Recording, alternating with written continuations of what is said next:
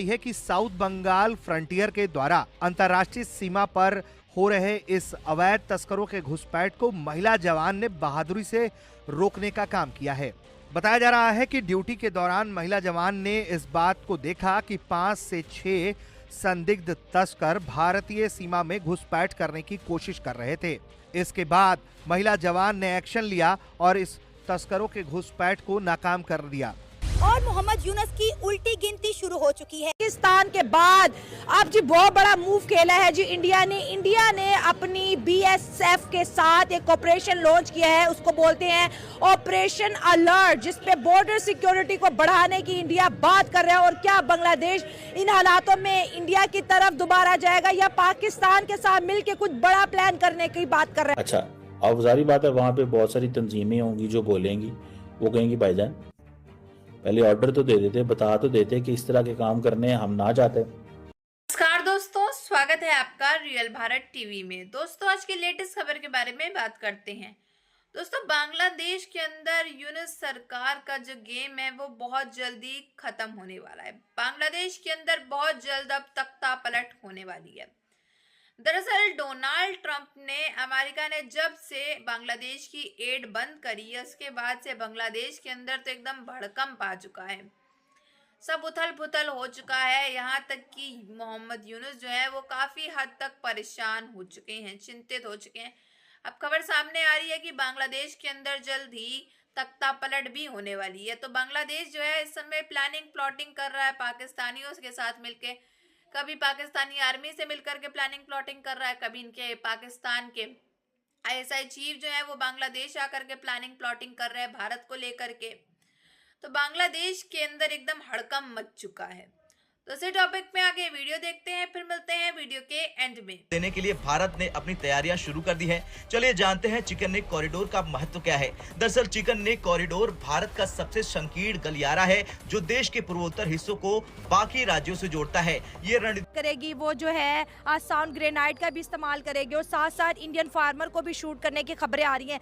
बांग्लादेश की जो आर्मी उन्होंने बंकर बनाना शुरू कर दी है, ठीक है, जो इंडिया के लिए बहुत ज्यादा जो है मुझे लगता है कि परेशानी वाली बात है, क्योंकि एक ऐसा पड़ोसी जो इसके साथ बहुत अच्छा था अब उनके लिए दर्द सर बन चुका है। अपने दिखाना शुरू करेंगे तो फिर उन लोगों ने कहना कि भाई आप हमारे साथ ऐसा कर रहे हैं तो हमने अपने आप को कहीं ना कहीं सिक्योर करना है। तो बांग्लादेश तो खुद कह रहे कि मेरे सामने इंडियन आर्मी खड़ी हो, भाई हमने बॉर्डर कोई एग्रीमेंट नहीं करना। तो मतलब ये क्या होने जा रहा है कि बॉर्डर पे आपको फायरिंग नजर आएगी, या जिस तरह से इंडियन फार्मर्स कभी बांग्लादेश में आ जाते थे, बांग्लादेश के फार्मर इंडिया में चले जाते थे, तो दोनों को बड़े सेफली वापस कर लिया जाता। तो अब ये सीन भी खत्म होता हुआ नजर आ रहा है और हर बार जो है बांग्लादेश इंडिया के ऊपर अटैक कर रहा है। मैं वही कहना, मुझे ये चीज समझ नहीं आती कि उनको ये चीज पता नहीं, मुल्क के लिए नहीं सोचेंगे। आप किसी ना किसी के कहने पे तो ये सब कुछ हो रहा है ना। कोई तो ऐसा बंदा है कि जो आपको ये सब कुछ करने पे मजबूर कर रहा है। मतलब आप कह रहे हैं कि बांग्लादेश और इंडिया को कोई ना कोई लड़वा रहा है। बांग्लादेश की मैं बात कर रहा हूँ, हाँ। बांग्लादेश की, क्योंकि इंडिया नहीं चाह रहा ये। इंडिया, मैंने पहले कि इंडिया जंग नहीं चाहता किसी के साथ भी, हाँ। इंडिया चाहता है कि हमारे हमसाया ममालिक के साथ भी ताल्लुकात अच्छे हों और बाकी जितने भी कंट्री उनके साथ हमारे रिलेशन अच्छे हो, ताकि हम इकोनॉमी में बात करें, हम तजारत करें। हम लोग चाइना, अमेरिका, रशिया, इनसे आगे निकलने की वो कोशिश कर रहे हैं। वो बांग्लादेश खुद कौन है, ताकि इन लोगों को ये चीज़ समझ लेनी चाहिए कि हमें हमारा फ़ायदा किसके साथ और किसके साथ। कुर्बानियों से आता है। जो शेख हसीना के हामी हैं वो बिल्कुल करप्शन ज़्यादा माहौल है। उन्होंने आखिरकार 15 साल हुकूमत की है। 15 साल में बांग्लादेश को कहां से कहां भी तो पहुंचाया है ना। मैम लेके गए, लेकिन इतना वहाँ पे जमहूरियत को देखें। अच्छा। उनकी जो जमहूरियत थी वो बिल्कुल तबाह हो गई थी। अच्छा। वो क्या करती थी, खालिदा जिया थी, उसको उसने जेल में डाला हुआ था। जो जमात इस्लामी है, जिस पहले या 6 माह से शेख हसीना की वाजिद की हुकूमत गिरने से पहले साल या 6 महीने पहले शुरू हुए थे, तो वो बिल्कुल ख़त्म हो गए थे। और ऐसा ऐसा जब से वो इलेक्शन उन्होंने करप्शन की, धांधली की, तो अवाम उसके खिलाफ हो गई थी और इसी वजह से वो रोडों पे आए थे और उन्होंने एहतजाज किया था और शेख हसीना के वो बेडरूम तक पहुंच गए थे। आपको पता है मैम, हमने देखा, हमने वो तमाम मनाजिर देखे। वो उनकी जब उसने देखा कि जो उनका शहनशाह 30% या 40% उनको पेंशन मिलती थी, सारी जो उनकी जो थी ना प्रॉपर्टी वगैरह या जो भी था उनका, वो उन्हीं को मिलता था, कोटा वाला सिस्टम। और उसी के खिलाफ मेन जो वजह बनी थी वो कोटा सिस्टम की बनी थी। और जब स्टूडेंट निकले थे फिर तो बाद में उनकी जो सुप्रीम कोर्ट है उसने कोटा सिस्टम ख़त्म भी कर दिया था, लेकिन फिर भी स्टूडेंट्स को पता चल गया था कि ये उनको रजाकार जो उनके थे उन्हीं को वो फ़ायदा पहुंचा रही थी और अवाम को कोई फ़ायदा नहीं था। अवाम जो वैल्यू बढ़ चुकी थी कि वो पाकिस्तान से ऊपर निकल चुका था और बांग्लादेश और इंडिया के जो रिलेशन थे वो बड़े अच्छे हो चुके थे। लेकिन मुझे नहीं समझ आई कि इन लोगों को क्या हुआ, एकदम कि क्या मसला बना और किस बंदे ने ये एक कि ये बहुत बड़ा इनकलाब आ गया है, ये बहुत बड़ा तो चेंज आ इनकलाब को गया। देखे ना, इनकलाब का भुगते पहले यहाँ से उन लोगों ने अपने आप को उठाया और साइड पे किया कि हम लोगों ने आज़ादी लेनी है, ये लेनी है, वो लेनी है, इंडिया की गोद में जाके बैठ गए। अब इंडिया ने उनको खिलाया पिलाया बड़ा किया और अब जो मामलात बने उसके बाद अब वो फिर उनके सामने खड़े हो गए। तो ये चीज़ मैं समझती हूँ कि बिल्कुल नामुनासिब है। जो है लॉन्च किया है जिसमें ज़ाहिर है वो सिक्योरिटी को टाइट करेंगे, क्योंकि बांग्लादेशी अब बड़े तेजी से इंडिया की तरफ जाने की कोशिश कर रहे हैं, क्योंकि इकोनॉमिक स्टेबिलिटी नहीं है, आए दिन हड़तालें हो रही हैं, आए दिन वहाँ पर आर्मी डिप्लॉयड हो रही है और जिस तरह से हालात है, क्योंकि बांग्लादेश का पाकिस्तान के साथ बॉर्डर नहीं लगता लेकिन 3 साइड से इंडिया के साथ इनका बॉर्डर है।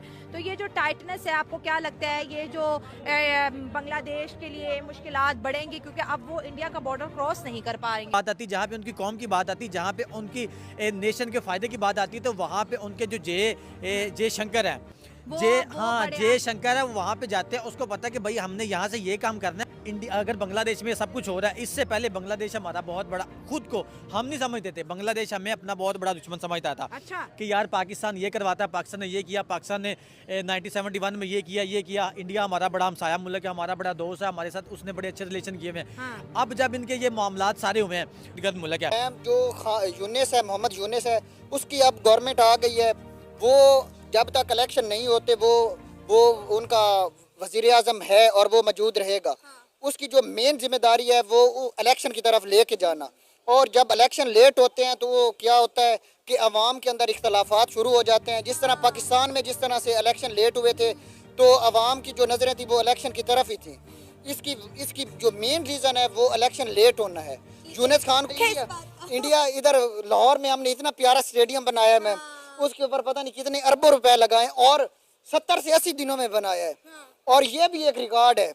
पाकिस्तानी सब कुछ कर सकते हैं। हमारे असल में हमें जो मेन मसला है, हमारी वो लीडरशिप हमें वो वाली नहीं मिली। तो हमारी लीडरशिप अगर रिस्पॉन्सिबिलिटी होगी तो हमारी नेशन भी ग्रो करेगी। आप तो सर टीचर हैं, क्या समझते हैं हमारी लीडरशिप ने क्या उस तरह एजुकेशन को फोकस किया?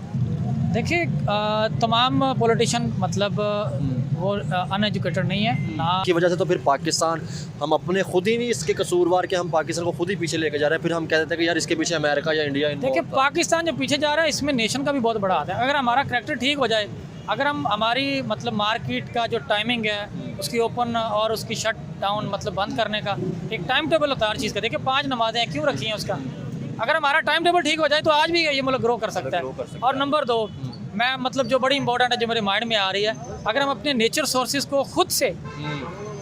तो दोस्तों जैसा कि आप सभी ने एक क्लिप्स में देखा कि बांग्लादेश के अंदर से बहुत जल्दी जो है तख्ता पलट होने वाली है और मोहम्मद यूनुस जो हैं वो बहुत ही जल्दी अपना बोरिया बिस्तर लेकर के वहां से चले जाएंगे और बांग्लादेश के अंदर बहुत जल्द आपको प्रोटेस्ट करते हुए दिखाई देंगे। और अभी तो कल खबर सामने आ रही थी कि बांग्लादेश के अंदर जो बच्चे हैं, छात्र हैं, उन्होंने प्रोटेस्ट करना शुरू भी कर दिया, उन्होंने नारेबाजी करना शुरू कर दिया है मोहम्मद यूनुस के खिलाफ कि बहुत जल्द बांग्लादेश के अंदर अब तख्ता पलट होने वाली। जब तक लोगों का कहना है वहां पर कि जब तक यूनुस जी हैं वो तब तक चुनाव ही नहीं कराएंगे, जब तक चुनाव नहीं होगा तब तक तख्ता पलट नहीं होगी। तो उनको जल्दी से जल्द जो है बांग्लादेश के अंदर अब तख्ता पलट होने वाली है। और जहां तक खबरें आ रही हैं कि शेख हसीना के चांसेस हैं कि वो वापस आ जाएं, यानी कि अवामी लीग से अब जो है शेख हसीना शायद वापस आ जाएं। अभी ये कंफर्म इंफॉर्मेशन नहीं है लेकिन ऐसा किया जा रहा है। लेकिन भाई बांग्लादेशी जो हैं तब तक पाकिस्तानियों से मिल करके, पाकिस्तान के आईएसआई चीफ से मिल करके, पाकिस्तान की आर्मियों से मिल करके खूब प्लानिंग प्लॉटिंग कर रहे हैं भारत के खिलाफ कि कैसे भारत का चिकन नेक हथियार लें, उस पर हमले करें। लेकिन भाई भारत भी बहुत शातिर है, भारत को भी इस चीज़ के बारे में बहुत जल्दी पता चल जाता है। तो भारत को बहुत अच्छे से पता है कि ये प्लानिंग प्लॉटिंग चल रही है बांग्लादेश और पाकिस्तान की हम लोग के ऊपर हमला करने की। तो भारत जो है पहले से ही प्रिपेयर्ड है। भारत ने अपने बॉर्डर पर कमांडर्स लगा दिए हैं ताकि कोई जो हमलावारी है ये सब ना हो भारत के अंदर, और बांग्लादेशियों और पाकिस्तानियों का प्लान जो है वो फ्लॉप हो जाए। वैसे भी बांग्लादेशी और पाकिस्तानी भारत का कुछ भी नहीं उखाड़ सकते। बांग्लादेशी अपने ही बांग्लादेश को बचा ले और पाकिस्तानी भाई अपने पाकिस्तानियों को, पाकिस्तान को बचा ले। जब पाकिस्तान में रह करके लोग इनको आके बेइज्जत कर जाते हैं, इनकी बेइज्जती कर जाते हैं, शहबाज शरीफ की बेइज्जती कर जाते हैं, पाकिस्तानियों की, पाकिस्तान की आर्मी की बेइज्जती कर जाते हैं कि ये जल्दी से जल्दी जो है डर के मारे सरेंडर कर देते हैं। तो पहले ये अपना ही मुल्क संभाल लें। तो इसी टॉपिक में अगर आपको हमारी अच्छी लगी हो वीडियो तो like, share and comment and subscribe please.